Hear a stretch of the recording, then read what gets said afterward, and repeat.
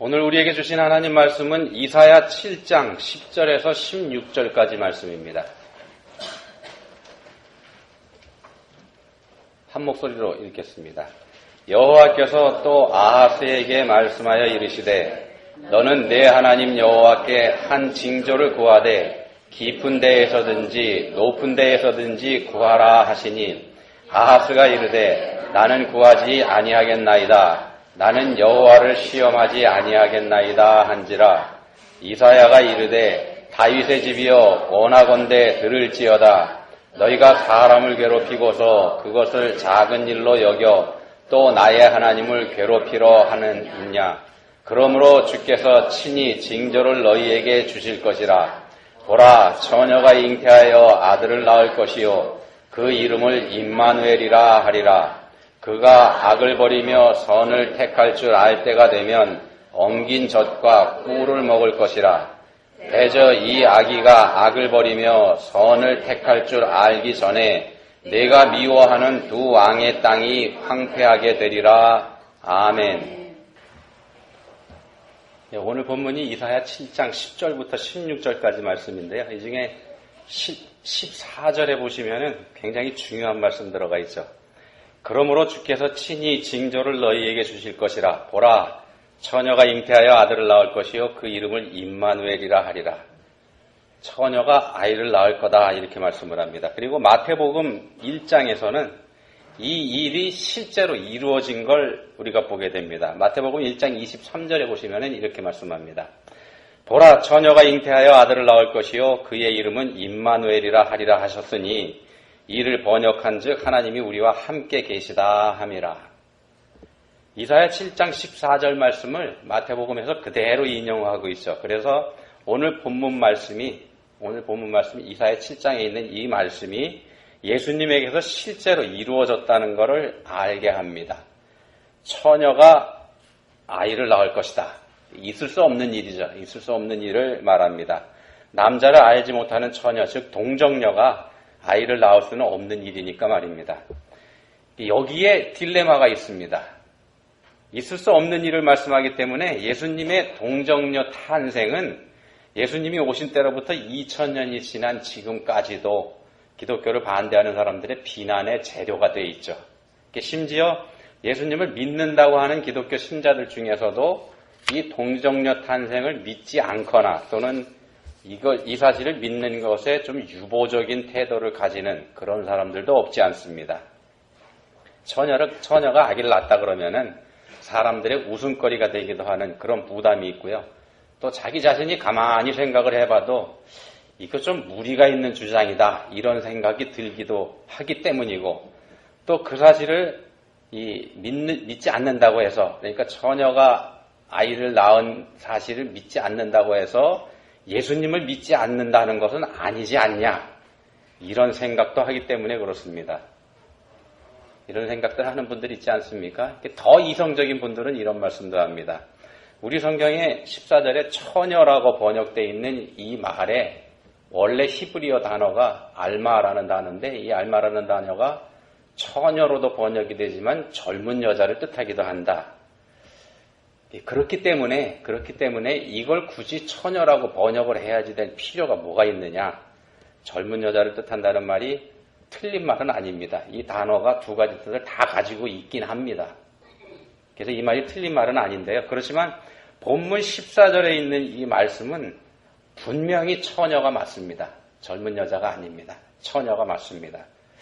예수님이 오시기 이전에 이스라엘 사람들, 예수님이 2000년 전에 오셨지 않습니까? 그 전에 살았던 이스라엘 사람들도 이 단어를 처녀라고 번역을 하고 그렇게 믿고 있었습니다. 예수님이 오시기 200년 전에 이스라엘을 대표하는 72명의 성경학자들이 모였습니다.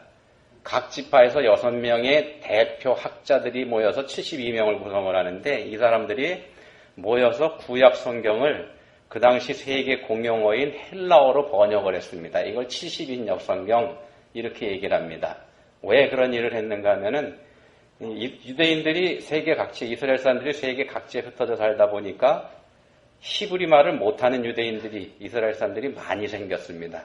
그래서 그 당시 세계 공용어인 헬라어로 번역을 했는데 이때 이 단어를 처녀라고 정확하게 번역을 해 놓았습니다. 본문의 단어를 처녀가 아닌 젊은 여자라고 이렇게 주장하는 것은 예수님의 동정녀 탄생을 부인하려고 하는 목적 이외에는 인정을 받지 못합니다.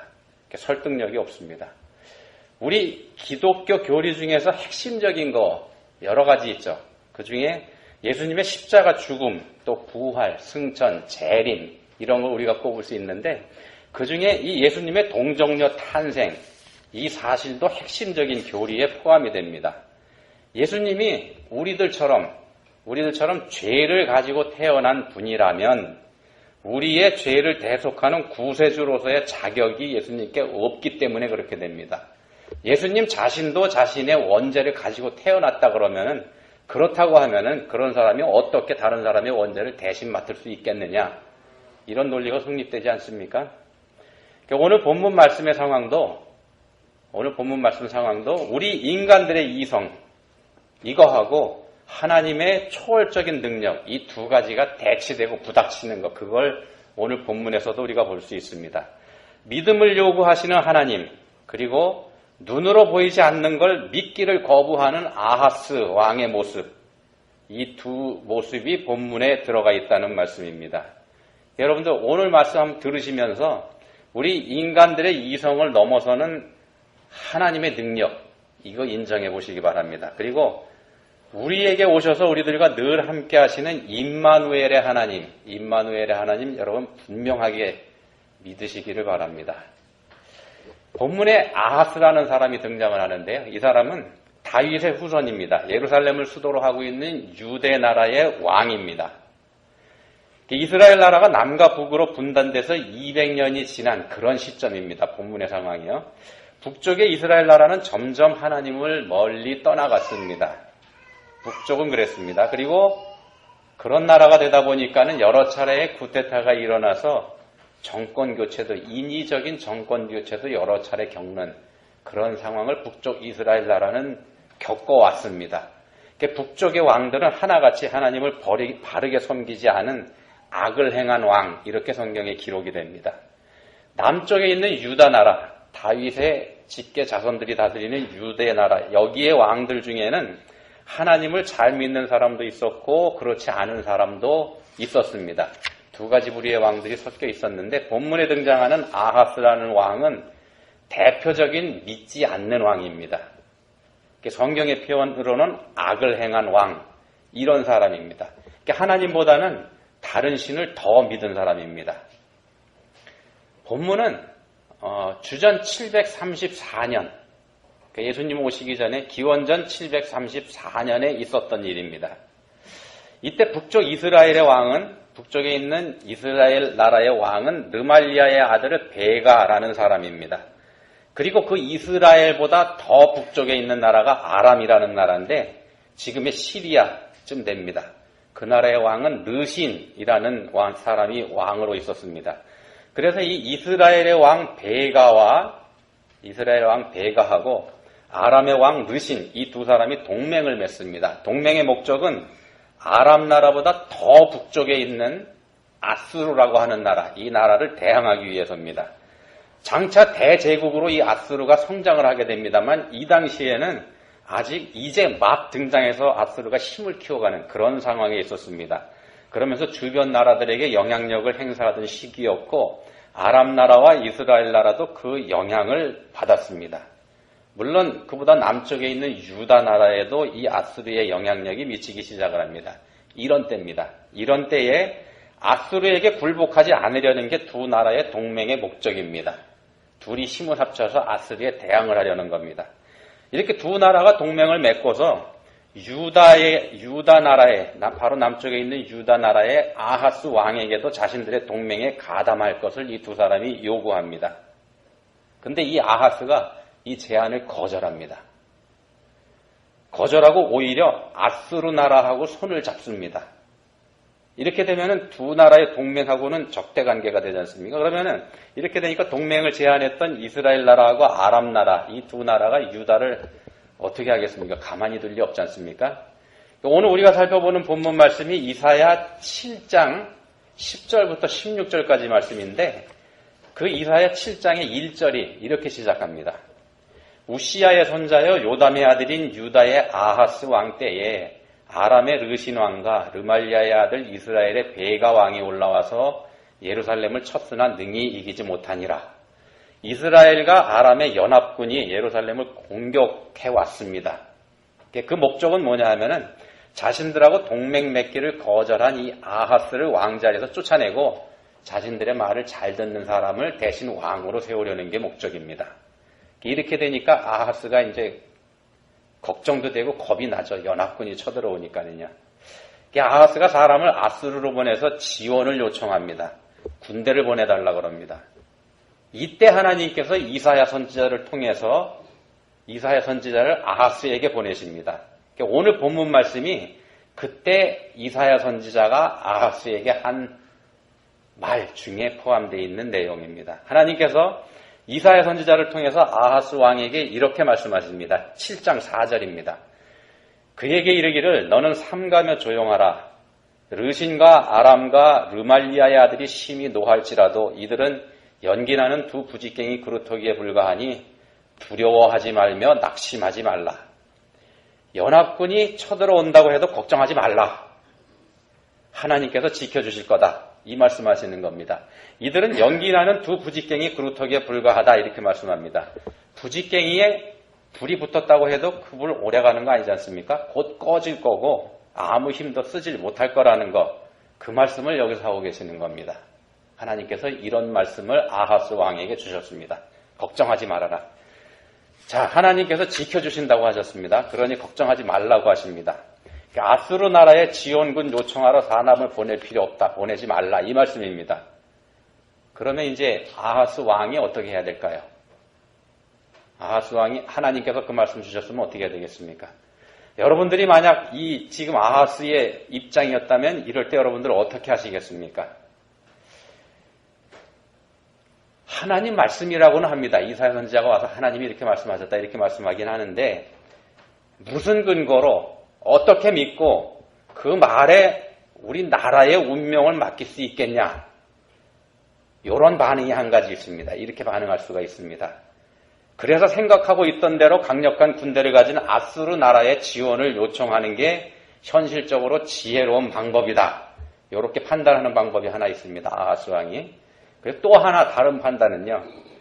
아무것도 보이지 않지만 하나님께서 그렇게 말씀하셨으니까 하나님 말씀이니까 그저 믿고서 그 말씀대로 하는 겁니다. 연합군이 때로 몰려온다고 하더라도 하나님께서 지켜주신다고 하셨으니까 군사력을 요청하지 않는 겁니다. 둘 중에 어느 방법을 택할 것인가? 이성적으로 선택을 하자면요, 당연히 아수르의 지원군을 요청하는 게 맞습니다. 그게 이성적인 방법입니다. 현실적인 방법이죠. 그렇지만 그건 믿음이 없는 불신앙의 선택입니다. 살다 보면 우리들도 이런 선택의 기로에 직면할 때가 종종 있습니다. 하나님 말씀에 따르는 믿음의 선택을 하는 것, 그리고 우리의 현실, 이 두 가지가 서로 방향이 다를 경우에 해당이 됩니다. 우리의 이성으로는 현실을 따라갑니다. 이런 경우에 대부분 그렇습니다. 현실을 따라갑니다. 그리고 우리는 어쩔 수 없이 그 길을 가면서 이거 어쩔 수 없는 거다. 이렇게 말합니다. 하나님도 이런 나의 입장 이해해 주실 거다. 이렇게 스스로 위안하기도 합니다. 때로는요, 그 길이 하나님께서 말씀하시는 성경 말씀하고 다른 길이라는 거 알기도 합니다. 그래서 성경 말씀하고 좀 다르기 때문에 약간의 가책도 받습니다. 가책을 받기는 하지만 그 가책 받는 거는 시간이 약입니다. 시간이 지나면 저절로 치유가 되는 그런 겁니다. 우리가 그런 거 가끔 겪지 않습니까? 본문의 아하스가 바로 이런 선택을 합니다. 이런 선택을 합니다. 아하스는 아수르 나라의 군대가 강력하다는 정보를 가지고 있었습니다. 그리고 자신이 조공을 들여서 지원을 요청하면 아수르 왕이 자신을 도와줄 거라는 믿음도 이 사람 가지고 있습니다. 그렇지만 하나님 말씀은 그저 믿는 것 이외에는 달리 근거가 없습니다. 기댈 데가 없습니다. 아하스가 하나님 말씀을 따르지 않는 쪽으로 갑니다. 그런 기로에서 아하스가 틀림없이 이쪽으로 갈 겁니다. 이미 마음속에 정해져 있습니다. 하나님께서 이걸 아십니다.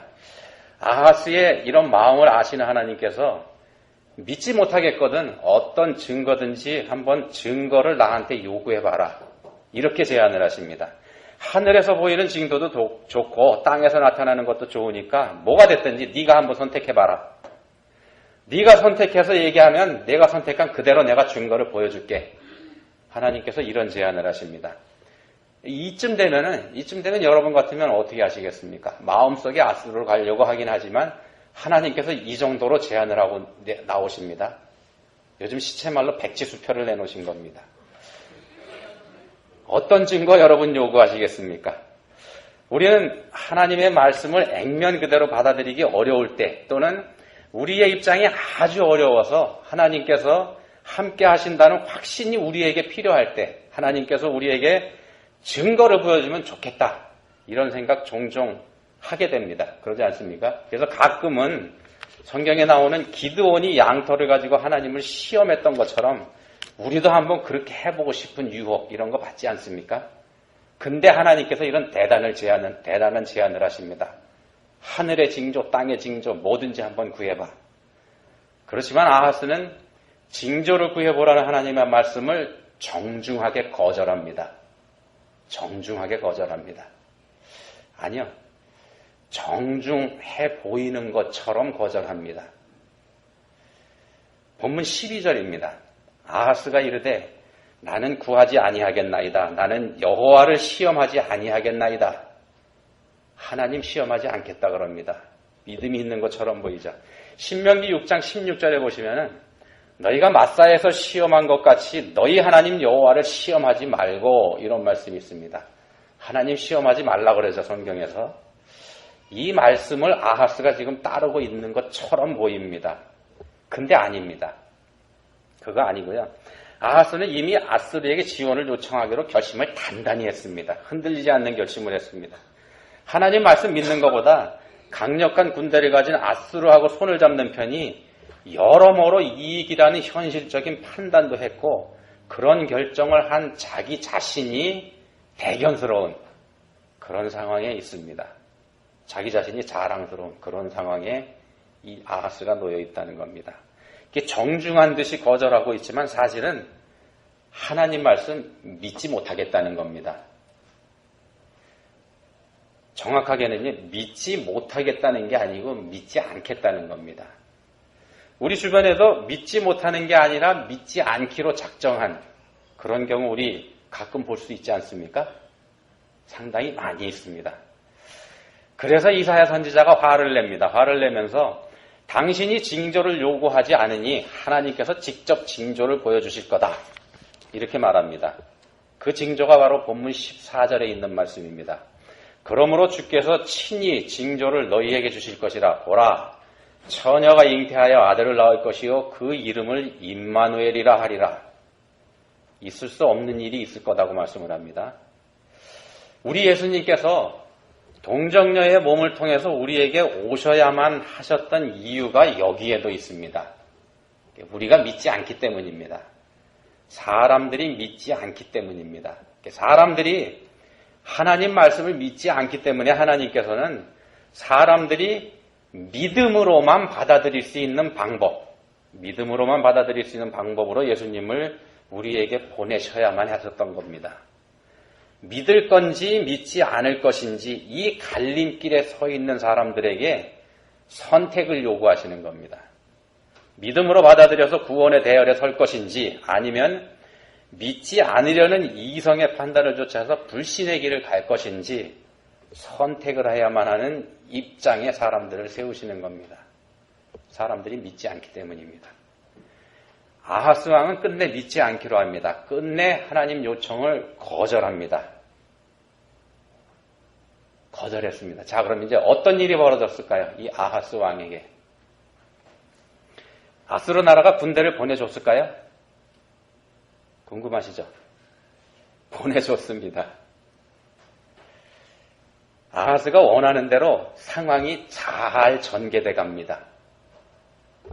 아하스가 계산했던 것보다 더 잘 돼갑니다.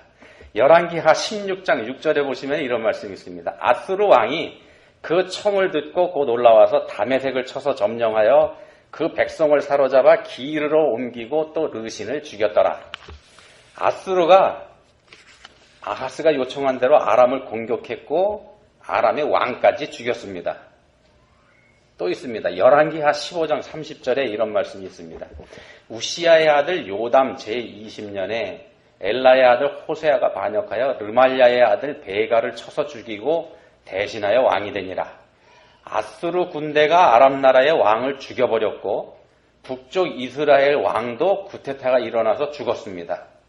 연합군을 편성해서 쳐들어왔던 두 왕이 다 죽어버렸습니다. 여기 보시면은 근데 열왕기하 15장 30절에 보시면은 아하스가 아니고 요담 20년 이렇게 나오죠. 이게 뭐냐면은 아버지 요담하고 아들 아하스가 공동으로 다스리는 그런 시기가 있었습니다. 요담 제20년 이때는 아하스가 나라를 다스리고 있던 초기에 해당이 됩니다. 그래서 아하스가 다스리고 있던 시기가 맞습니다. 이렇게 되니까 아하스가 생각을 합니다. 자신이 탁월한 선택을 했다. 이렇게 말입니다. 그러지 않겠습니까? 그리고 감격해서 이 사람이 아람 나라의 수도 다메섹까지 갑니다. 가서 자신한테 도움을 준 아스루 왕 디글랏빌레셀에게 인사도 합니다. 그 내용이 성경에 기록되어 있습니다. 하나님 말씀 거부했더니 이렇게 형통합니다. 자신의 정치적인 안목과 결단에 이 아하스가 스스로 만족할 수밖에 없지 않겠습니까? 성경에서 말씀하는 거 슬쩍 어겨봤는데 우리가요. 슬쩍 어겨봤는데 그러면 벌을 받아야 되는데 벌을 받기는커녕 오히려 더 잘 되는 경우 있습니다. 여러분 그런 경험 해보신 적 없으십니까? 그런 경우 있습니다. 그렇지만은요. 이런 일이 생긴 것은 결코 아하스의 선택이 탁월해서가 아닙니다. 이런 상황이 그리 오래 가지도 못합니다. 상황은 변하게 되어 있습니다. 본문 14절부터 16절까지 한번 보시겠습니다. 이렇게 말씀합니다. 그러므로 주께서 친히 징조를 너희에게 주실 것이라. 보라, 처녀가 잉태하여 아들을 낳을 것이요 그 이름을 임마누엘이라 하리라.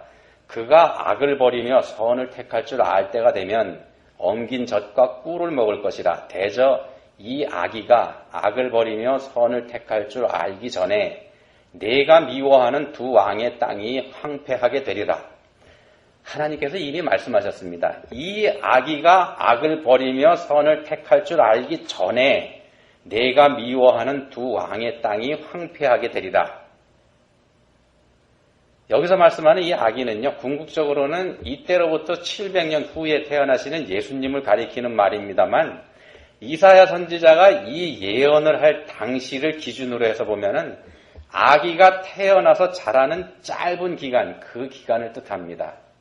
아기가 자라서 선과 악을 구분할 수 있을 정도가 되는 나이가 3살 내지 4살 때 정도라 그럽니다.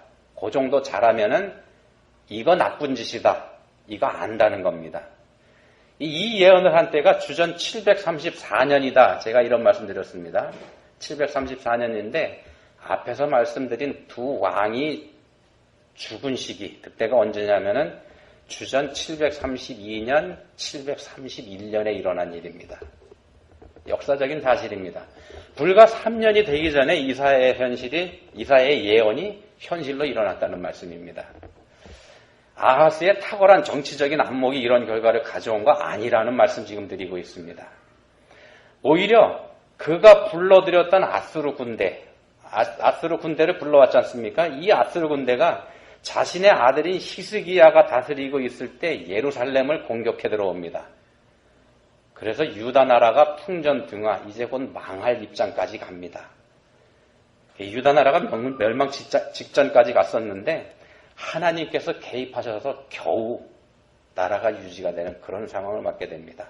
하나님께서 직접 개입하지 않으셨으면 나라가 그때 없어졌을 겁니다. 하나님 말씀을 거부해서 평안할 수는 결코 없습니다. 당장은 평안할 것 같지만 얼마 가지 못합니다. 세상과 적당히 타협하는 신앙, 이거 결코 오래가지 못한다는 말씀입니다. 오늘 본문에서는 임마누엘을 말씀합니다. 하나님께서 우리와 함께 하신다. 그런 뜻입니다. 이 말씀은 자신의 이성을 믿고 하나님의 말씀을 거부한 아하스 왕을 향한 하나님의 심판의 말씀 가운데 포함되어 있는 말입니다. 임마누엘, 하나님이 우리와 함께 하십니다. 임마누엘의 하나님이 2000년 전에 우리와 같은 사람으로 이 땅에 오셨고 지금도 우리하고 함께 계십니다. 그렇지만은요, 그 하나님이 어떤 하나님이 되시는지 이건 우리 각자에게 달려 있습니다. 사람들 각자에게 달려 있습니다. 하나님의 말씀을 믿기보다는 세상의 지혜와 세상의 가치를 따라 사는 사람에게는 이 임마누엘의 하나님이 우리 가운데에서 우리를 심판하시는 심판주가 되십니다. 그 심판은 사람으로서는 결코 피할 수가 없습니다. 그렇지만 하나님 말씀을 하나님 말씀으로 받아들이고 우리의 죄를 대속하기 위해서 우리에게 오신 예수님의 동정녀 탄생의 비밀, 이 동정녀 탄생의 비밀을 하나님의 은혜와 하나님의 권능으로 인정하는 사람, 이런 사람들에게는 임마누엘, 우리와 함께 하는 그 하나님은 우리의 모든 것을 책임져 주시는 사랑의 하나님이 되십니다. 심판의 하나님 아니면은 사랑의 하나님입니다. 임마누엘의 하나님이 이 자리에 있는 우리 모두의 사랑의 하나님이 되시기를 예수님 이름으로 축원드립니다. 하나님 아버지 감사합니다. 세상 속에서 세상의 법칙과 세상의 규례를 따라 살려고 하는 저희들에게 하나님의 뜻을 따를 수 있는 길을 알게 해주셨습니다. 이제는 저희들의 생각과 지혜에 의지해서 잘못된 길을 가게 하지 마시고 저희들이 믿음의 눈을 떠서 하나님의 길을 바로 보고 그 길로 나아갈 수 있게 해주시기 원합니다. 저희에게 임마누엘의 하나님을 보는 믿음의 눈 갖게 해주시기 원합니다. 예수님 이름으로 기도합니다. 아멘.